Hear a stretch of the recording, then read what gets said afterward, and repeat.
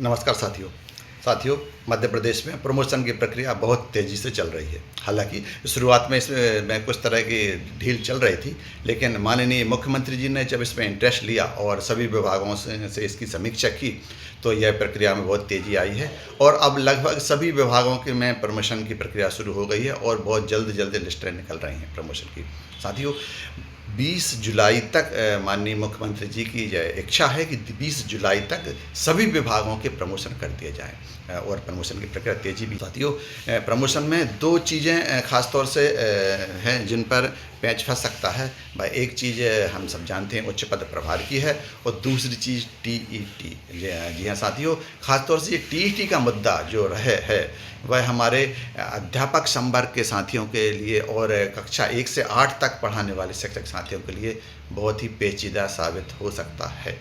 साथियों, आज के वीडियो में मैं प्रदीप कुमार मिश्रा आपसे इन्हीं विषयों पर चर्चा करने जा रहा हूं कि क्या प्रमोशन की प्रक्रिया इसी तरह से निरंतर जारी रहेगी या फिर उसमें किसी भी प्रकार का पैंच फंस सकता है, और अगर कोई दिक्कत आ सकती है तो वह क्या दिक्कत होगी, इस पर चर्चा हम आज के वीडियो में करने जा रहे हैं। बने रहिए मेरे साथ। और अभी तक मेरा उन साथियों से फिर से निवेदन है जिन्होंने चैनल को सब्सक्राइब और वीडियो को लाइक और नहीं किया है, वो फटाफट चैनल को सब्सक्राइब कर लें, जिससे मैं शिक्षा जगत की सारी खबरों को आप तक सबसे पहले पहुंचा सकूं। साथियों, हम जानते हैं कि मध्य प्रदेश में प्रमोशन की प्रक्रिया बहुत ही तेज़ी से आगे बढ़ रही है और जी हाँ, आगे बढ़ना भी चाहिए, क्योंकि सरकार की यह मंशा है कि हमारे मध्य प्रदेश के समस्त कर्मचारियों को जो लगभग 10 वर्षों से प्रमोशन की राह देख रहे थे, उनको यह प्रमोशन मिलने जा रहा है। उनमें एक तरह की आंतरिक खुशी है। हालांकि यह मामला कोर्ट में लंबित है, लेकिन यह सरकार चाहती है कि कोर्ट से किसी भी प्रकार के अगर कोई बात सामने आ पाए उससे पहले ही यह प्रमोशन की प्रक्रिया पूरी कर दी जाए, जिससे समस्त साथियों में एक तरह से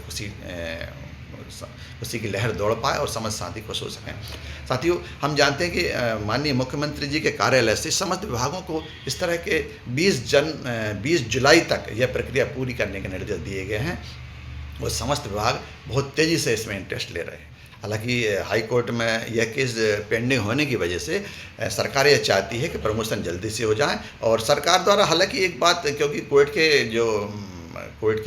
जो केस चल रहा है, इसलिए कोर्ट की अवमानना करना भी सरकार की मंशा नहीं है। इसलिए सरकार ये चाहती है कि जल्दी से जल्दी प्रमोशन हो जाए और प्रमोशन की जो आदेश जारी हो रहे हैं, हालांकि उनमें यह बात बिल्कुल साफ रूप से स्पष्ट रूप से लिखी जा रही है कि आपका प्रमोशन माननीय हाई कोर्ट का जो भी डिसीजन होगा, इस मैटर में जो भी डिसीजन होगा, प्रमोशन वाला जो मैटर चल रहा है, क्योंकि मध्य प्रदेश पदोन्नति नियम 2025 के तहत यह प्रमोशन किया जा रहा है और यह केस हाई कोर्ट में चल रहा है, इसलिए यह बात स्पष्ट रूप से जो प्रमोशन के जो आदेश हैं उनमें स्पष्ट रूप से लिखी जा रही है कि आपका यह आदेश माननीय हाई कोर्ट के डिसीजन के अधीन रहेगा। मतलब उनका जो भी डिसीजन होगा उसके हिसाब से इस आदेश को चेंज किया जा सकता है। उनका जो आदेश रहेगा, अगर आदेश पॉजिटिव रहा तो इस पर यह प्रक्रिया आगे और बढ़ जाएगी, और अगर यह आदेश नेगेटिव आता है तो यह प्रक्रिया निरस्त भी की जा सकती है। यह जो कोर्ट का आदेश है उसके अधीन रहेगा। साथियों, अब हम बात कर रहे हैं कि उच्च पद प्रभार और हमारे जो टीईटी वाले साथी हैं, खासतौर से मैं टीईटी वाले साथियों की बात करूं तो कक्षा 1 से 8 पढ़ाने वाले समस्त शिक्षक, चूँकि माननीय सुप्रीम कोर्ट का डिसीजन था कि किसी भी प्रकार का अगर आपको प्रमोशन चाहिए रहेगा तो आपको टीईटी पास करना अनिवार्य रहेगा। अगर आपको प्रमोशन चाहिए तो टीईटी पास करना अनिवार्य रहेगा।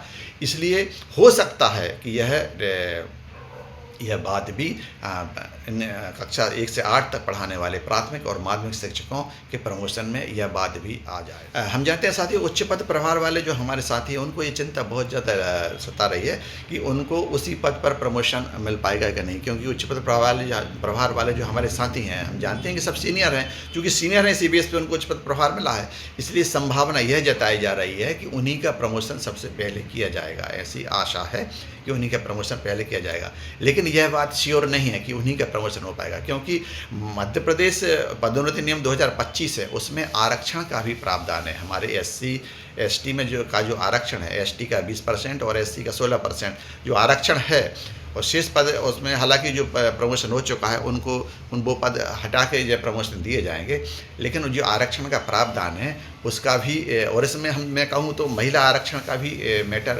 आएगा। महिलाओं का भी 50% आरक्षण रहता है। तो ये सारे मैटरों की वजह से हो सकता है हमारे किसी साथी का, उच्च पद परिवार वाले साथी का प्रमोशन में नाम ना आ पाए। लेकिन यह बात ज़रूर है कि मैक्सिमम हमारे उच्च पद परिवार वाले साथी ही आएंगे, और आशा है कि उच्च पद परिवार वाले साथी जब उसमें आएंगे तो उन्हीं पद पर जहाँ पर वो अभी से काम कर रहे हैं उन्हीं पर उनका प्रमोशन संभव हो पाएगा, क्योंकि वो सीनियरिटी में आएंगे। लेकिन हमारे वो साथी के लिए दिक्कत खड़ी हो सकती है जिनका नाम उच्च पद प्रभार में तो आ गया था, लेकिन अब प्रमोशन लिस्ट में उनका नाम नहीं आ पाएगा। हम जानते हैं कि 50% जो पद रहते हैं वो प्रमोशन के लिए आरक्षित रहते हैं, और 50% जो खाली पद रहते हैं वह नए जो भर्ती रहती है उसके लिए आरक्षित रहते हैं। अब यह देखना है कि सरकार के जो 50% का आंकड़ा है उसमें हमारे लिए कितने पद क्रिएट होते हैं। साथियों, अभी हमारे कुछ साथियों ने कमेंट्स के माध्यम से मेरे पुराने वीडियो पर यह चर्चा की थी कि हम अगर प्रमोशन हम चाहते हैं तो हमारा पद अभी खाली शो हो ही नहीं रहा। उनका पद, मैं उनसे कहना चाहता हूँ, आपका पद खाली शो क्यों होगा? क्योंकि आप उस पर पोस्टेड हैं।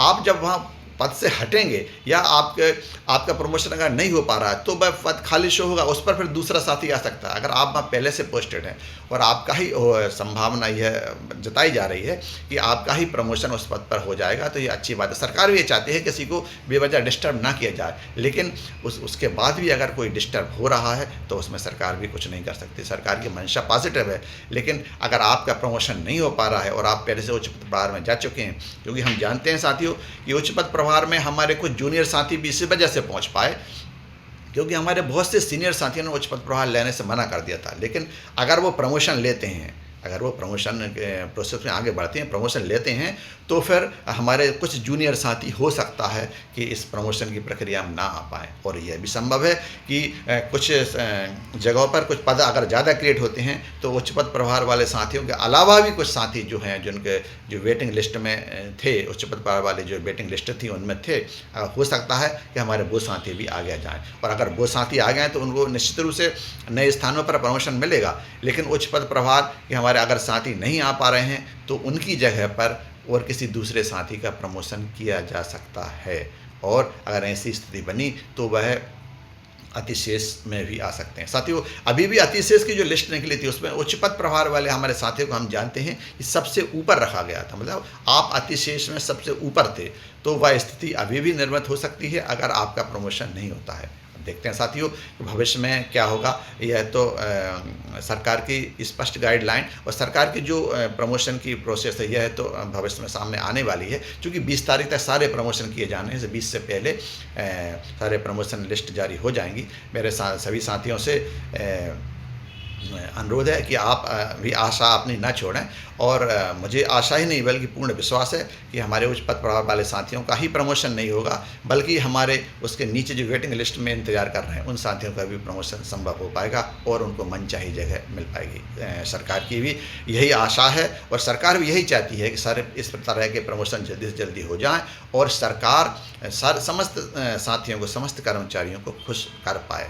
ऐसी शासन की मंशा है। अब देखते हैं साथियों यह शासन की मंशा में शासन कितना कामयाब हो पाती है और हमारे कितने साथियों के चेहरे पर खुशी खिल सकती है। यह तो भविष्य के गर्त में छिपा है।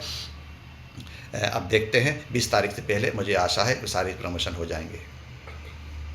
साथियों, इसी तरह शिक्षक प्रमोशन, टीईटी और शिक्षा विभाग की समस्त खबरों को लेकर मैं सबसे पहले वीडियो के माध्यम से आपके सामने उपस्थित होऊंगा। तब तक के लिए जय हिंद, जय भारत। और साथियों, मेरा हमारे उन समस्त जो साथी मेरा वीडियो देख रहे हैं उनसे निवेदन है कि आप वीडियो पर कमेंट्स के माध्यम से यह बात ज़रूर बताएं कि इसमें और क्या प्रावधान होना चाहिए जिससे आपकी बात इस वीडियो के माध्यम से सरकार तक ज़रूर पहुँचे, जिससे सरकार अगर कुछ चेंजेस करना चाह रही है तो हो सकता है कि हमारी आशाओं के अनुरूप उसमें चेंजेस सरकार के नियमावली में हो सकें। धन्यवाद। जय हिंद।